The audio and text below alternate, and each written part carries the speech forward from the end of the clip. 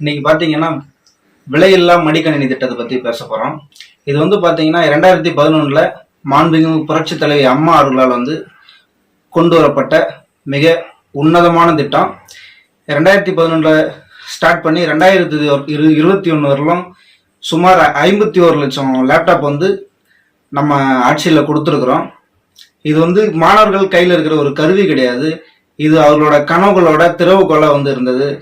நம்ம ஆட்சியில பாத்தீங்க அப்படின்னா 21 இருந்து 20 வரல கொடுத்த லேப்டாப் அரசு பள்ளி மாணவர்களுக்கும் கல்லூரி மாணவர்களுக்கும் பாரபட்சமின்றி கிராமம் நகரம் எந்த ஒரு பாரபட்சமும் இல்லாம எல்லார் கையிலையும் போய் சேர்ந்தது.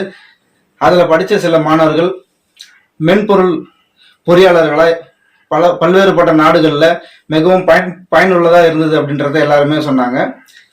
இது மிகவும் சிறப்பான திட்டம், புரட்சி தலைவி அம்மா அவர்களால் கொண்டு வரப்பட்டது. இப்ப பாத்தீங்க அப்படின்னா ஒரு 22க்கு அப்புறம் ஆட்சிக்கு வந்த விடிய அரசு இந்த மடிக்கணினி திட்டத்தை 4 வருஷமா தரவே இல்லை.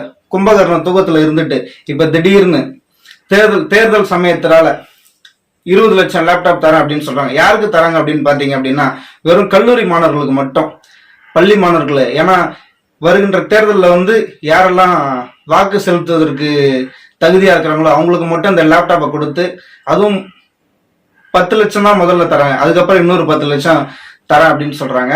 இதெல்லாம் கடைத்தெடுந்த அயோக்கியத்தனம். அதால பாத்தீங்கன்னா நம்ம எடப்பாடியார் ஐயா ஆட்சிக்கு வந்தார் அப்படின்னா மறுபடியும் பள்ளி மாணவர்களும் சரி கல்லூரி மாணவர்கள் எல்லாருக்கும் கண்டிப்பா லேப்டாப் தருவாரு.